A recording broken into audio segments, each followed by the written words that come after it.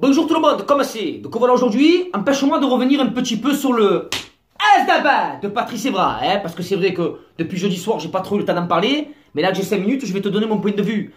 Et c'est vrai que quand j'entends des personnes comme Moscato qui le défendent, ça me froisse un peu, tu vois, je ne vois pas comment tu peux le défendre en fait. Non, parce qu'autant, sur certains points, il a raison, c'est vrai, c'est un homme comme tout le monde, Patrice Evra. Ça peut lui arriver de perdre son sang-froid, c'est vrai. C'est pas parce qu'il est payé des milliers d'euros qu'il a le droit de se faire insulter, c'est vrai.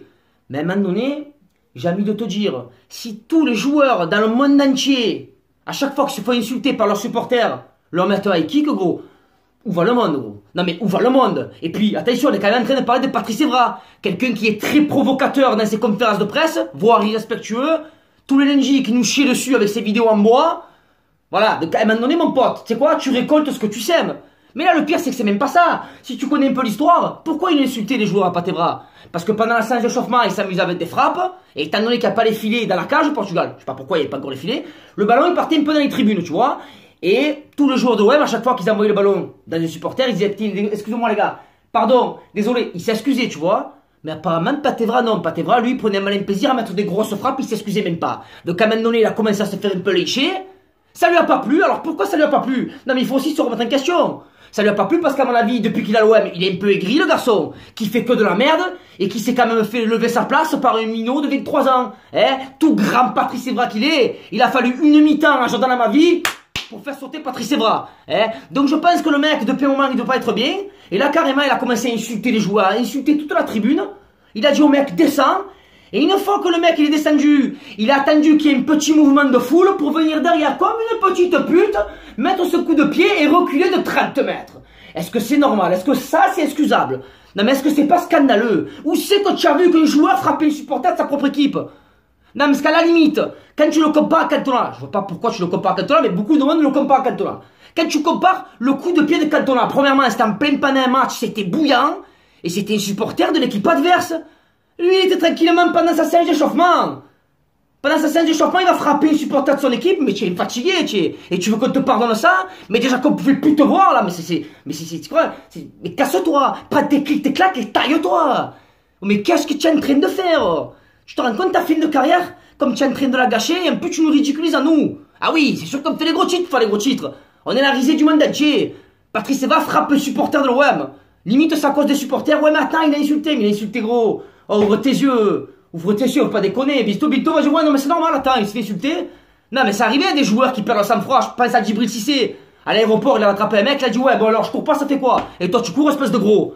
Il a perdu son sang-froid, là aussi. Ou alors, on se rappelle tous de ce mythique. Oh, Brandao, tu es catastrophique. Tu sais, à la commanderie, il avait répondu quoi, Brandao? Fantagol. On s'en rappelle tous, voilà. Ils s'étaient emportés, ils étaient allés trop loin. Ça arrive de perdre son sang-froid, mais de là à mettre un coup de pied dans la tête à un mec volontairement avec des crampons. Mais c'est qui en fait, toi, Patrice Evra? Mais qu'est-ce que tu as prouvé? Tu veux montrer quoi là? Parce que ça fait 2 fois 3 jours que tu fais un peu de musculation, que tu te filmes en train de frapper dans un pao? T'es pas pour Chuck Norris ou quoi? Ah, mais c'est me fatigué ce mec. Non, mais faut arrêter avec lui. Arrêtez, voilà, qu'il arrête, c'est quoi? Mais c'est même pas qu'il arrête de jouer à l'OM, c'est qu'il arrête le ballon tout court.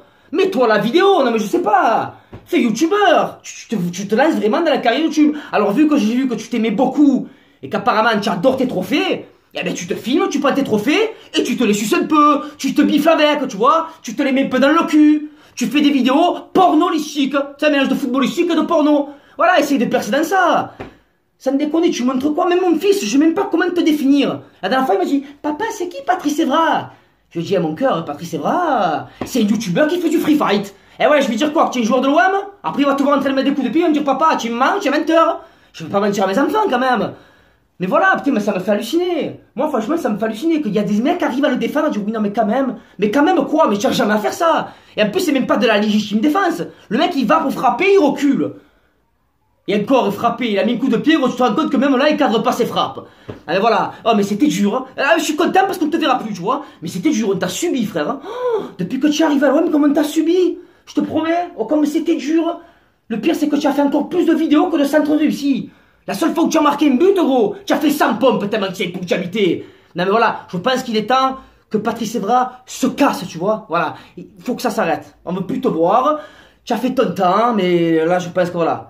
Patrice Evra, merci à revoir. Après, l'avantage, c'est que tu as pris un petit carton rouge avant même d'avoir mis les pieds sur la pelouse. Là, franchement, j'ai envie de te dire, I love this red. Mais après, c'est vrai que, une autre chose, une anecdote qui m'a choqué, c'est Karim Benzema, oh. Qu'est-ce qu'il fait, Karim Benzema, comme ça, avec sa casquette, il était prêt à bondir? Ah ouais, mais frère, après, tu cherches les embrouilles. C'est quoi, Deschamps, il a vu ça? Dans sa tête, elle se dit non, je trouve ça regrettable parce que je pense que Karim Benzema a pris un Uber depuis le Real pour déclencher une bagarre générale. Eh ouais, gros, tu cherches la merde, papa. T'as vu, t'as reconnu, tu crois que t'as pas vu? Eh ouais, gros, alors entre ça et le marquage à la culotte de Rolando, gros, tu as vu le marquage qu'il a fait sur Patrice Evra? Oh, depuis qu'il a l'OM, je l'ai jamais vu marquer aussi bien un joueur, Fada. Eh ouais, mais le problème, c'est que là, on a marqué mal. Eh papa, eh les gars, sur ce, passez une bonne soirée, la bise, ciao, ciao.